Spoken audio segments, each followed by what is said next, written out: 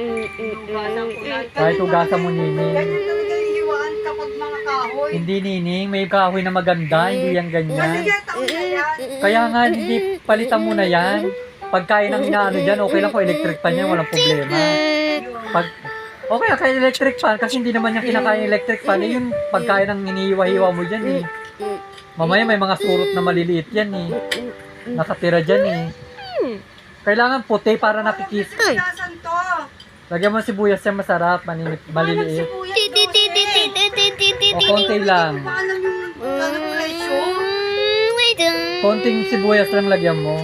Kahit ito ba, kasi ko to dahil mura to. Dalawa lang. Ito kalaki na lang. Kalahati lang.